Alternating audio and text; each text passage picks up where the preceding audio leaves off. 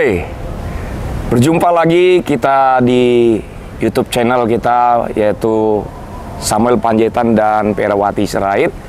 Di segmen hari ini menjadi lebih baik dengan satu tema yang menarik, yaitu Tuhan tidak pernah mengecewakan. Mari sama-sama kita tundukkan kepala kita teduhkan hati kita di hadapan Tuhan. Mari kita bersatu di dalam doa. Bapa yang kami sembah dalam nama Yesus, terima kasih Tuhan, kami mengucap syukur atas kasih Tuhan yang melimpah bagi setiap kami. Biarlah di segmen hari ini, di mana kami membahas satu tema yang luar biasa, berbicara tentang Tuhan tidak pernah mengecewakan kami.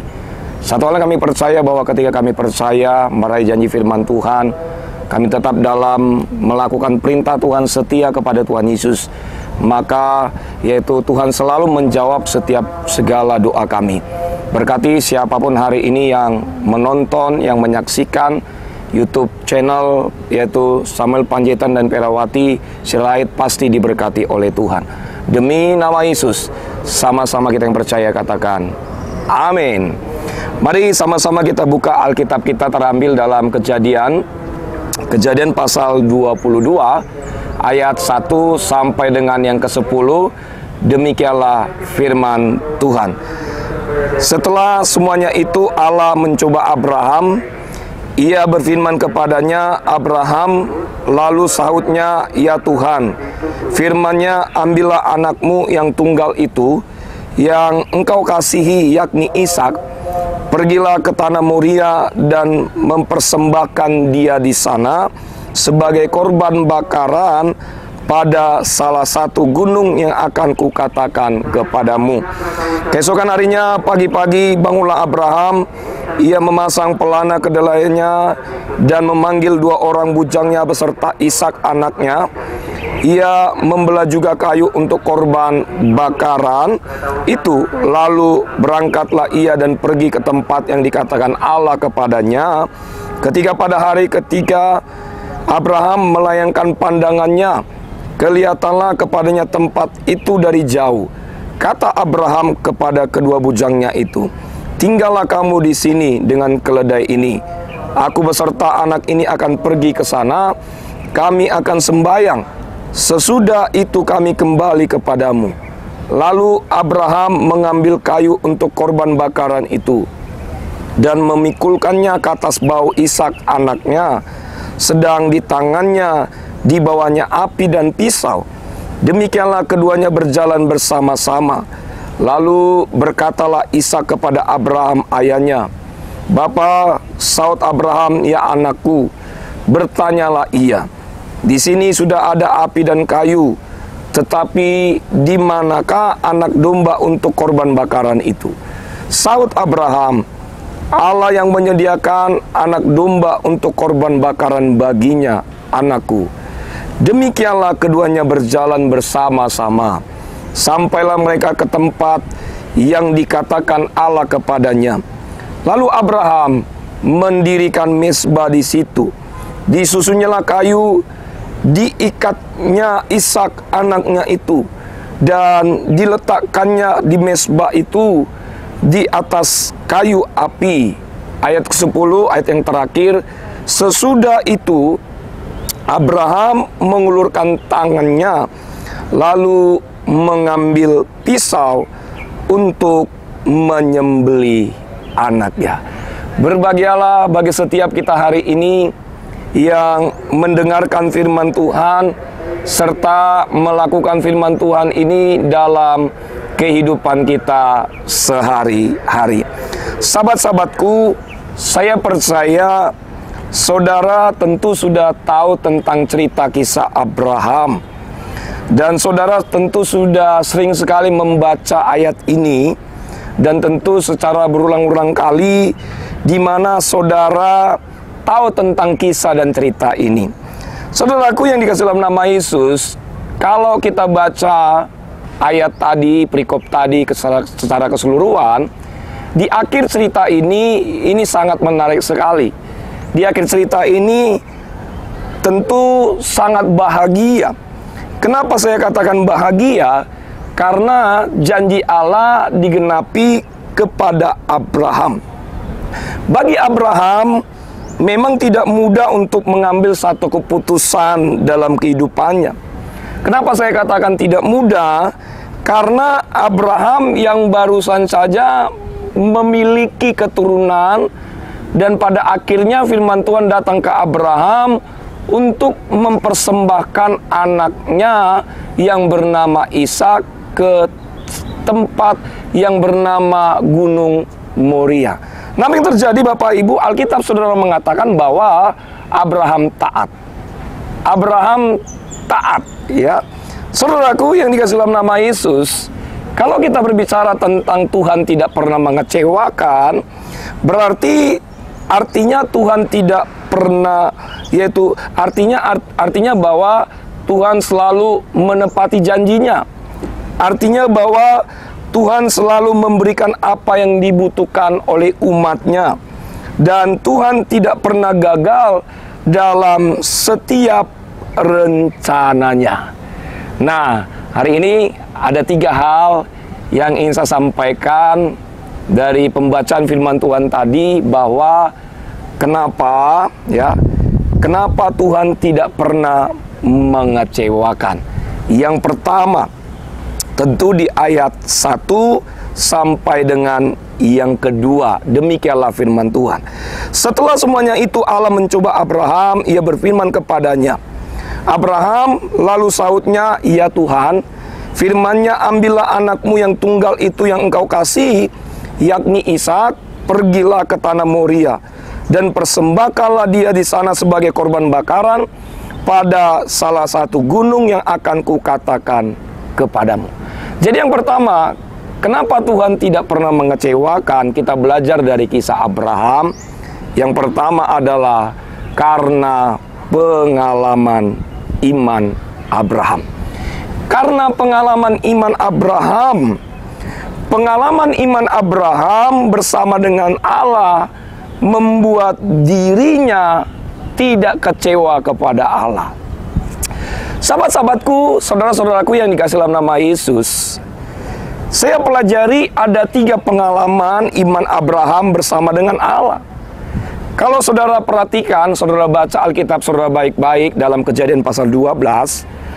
Yang pertama, pengalaman iman Abraham adalah ketika Abraham dipanggil keluar dari negerinya, yaitu Ur Kasdim, menuju tanah Kanaan. Saudara bisa bayangkan waktu Abraham menuju tanah Kanaan, tentu ada tantangan yang Abraham hadapi. Kalau kita perhatikan dalam pasal 12 ini, pada saat itu Abraham sebagai orang asing di Mesir, dan terjadi kelaparan yang hebat pada masa itu. Abraham bisa melewati semuanya bersama dengan istrinya, yaitu bernama Sarah. Jadi saudaraku, pengalaman iman Abraham yang pertama adalah ketika Abraham dipanggil keluar dari Ur Kasdim. Pengalaman iman Abraham yang kedua adalah ketika Abraham meminta kepada Allah supaya Sodom dan Gomora tidak dimusnahkan. Saudara bisa baca dalam Kejadian pasal 18, Abraham berdoa syafaat supaya Sodom dan Gomora tidak dimusnahkan. Ya kan?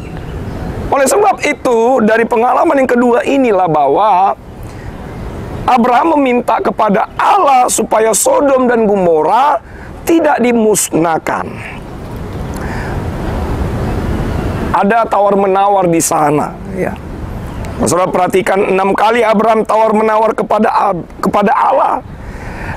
Abraham tawar-menawar kepada Allah, dan Abraham berkata, jika ada 50 orang benar di Sodom Gomora ini, apakah engkau tetap memusnahkannya? Tuhan berkata, tidak. Lalu jika ada 45 orang benar Sodom Gomora ini, lalu jika ada 40, 30, 20, 10. Pertanyaan kita hari ini adalah kenapa Tuhan menghancurkan Sodom dan Gomora? Karena memang tidak ada orang benar di Sodom dan Gomora.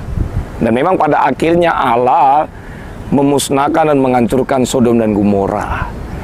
Hanya Abraham orang yang taat, hanya Abraham orang yang beriman, hanya Abraham orang yang selalu melakukan perintah Allah.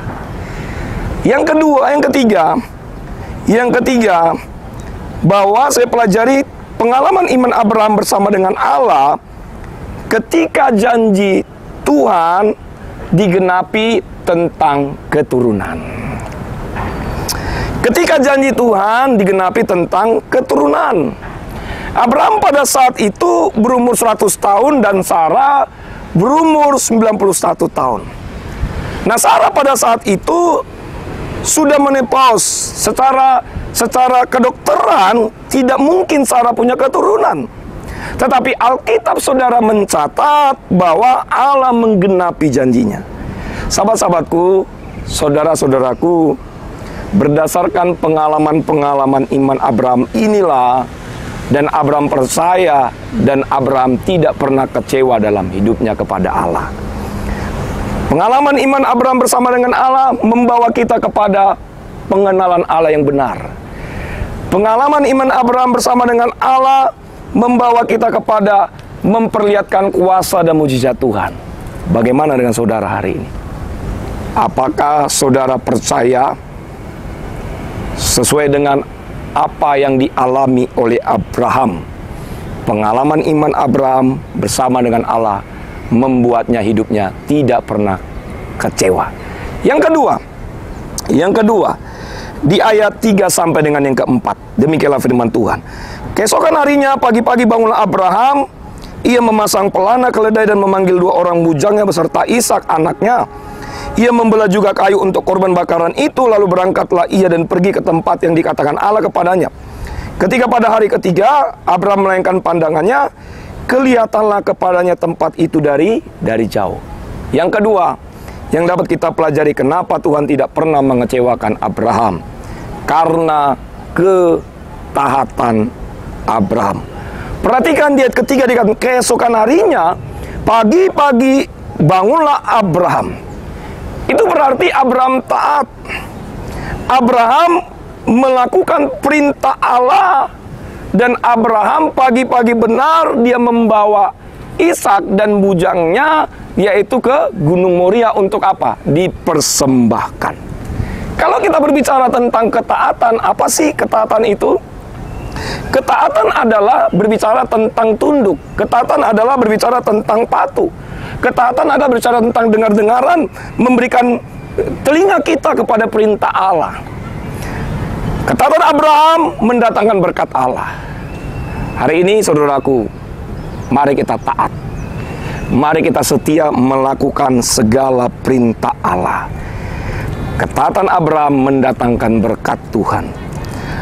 Saya percaya kalau saudara hari ini taat, ya, melakukan perintah Allah, ya, Allah pasti menyediakan berkat-berkat jasmani dan berkat-berkat rohani. Itu yang kedua. Yang ketiga, kenapa Tuhan tidak pernah mengecewakan? Ayat 5 sampai dengan 7, firman Tuhan berkata, kata Abraham kepada kedua bujangnya itu, tinggallah kamu di sini dengan keledai ini, aku beserta anak ini akan pergi ke sana. Kami akan sembayang, sesudah itu kami kembali kepadamu. Lalu Abraham mengambil kayu untuk korban bakaran itu dan memikulnya ke atas bahu Ishak anaknya. Sedang di tangannya dibawanya api dan pisau. Demikianlah keduanya berjalan bersama-sama. Lalu berkatalah Ishak kepada Abraham ayahnya, Bapa, saut Abraham, ya anakku. Bertanyalah ia, di sini sudah ada api dan kayu, tetapi di manakah anak domba untuk korban bakaran itu? Yang ketiga, yang dapat kita pelajari, kenapa Tuhan tidak pernah mengecewakan Abraham? Karena perkataan Abraham. Abraham sedang memperkatakan yang baik dalam mulutnya. Abraham sedang bernubuat, ya. Makanya di sana dikatakan bahwa aku akan kembali. Kami akan kembali. Perkataan Abraham benar-benar terjadi. Apa yang terjadi Bapak Ibu? Bahwa Allah menyediakan pengganti anaknya Ishak, yaitu seekor domba jantan. Saudaraku yang dikasih dalam nama Yesus, kalau saudara pelajari kata Abraham sampai ya Tuhan bilang, Abraham menamai tempat itu apa? Tuhan menyediakan. Tuhan menyediakan artinya Jehovah Jireh, Allah menyediakan, Allah melihat, dan Allah melawat. Abraham rela menyerahkan harta yang paling berharga, yaitu siapa? Ishak. Hari ini saudaraku, mari kita taat, mari kita setia. Pandanglah Yesus. Tuhan pasti menyediakan, Tuhan pasti memberkati saudara. Tuhan yang kita sembah adalah Tuhan yang hebat, yang selalu menyertai kita selama-lamanya. Hari ini, maju terus dalam Tuhan, tetap semangat, dan tetap andalkan Tuhan. God bless you. Tuhan Yesus memberkati.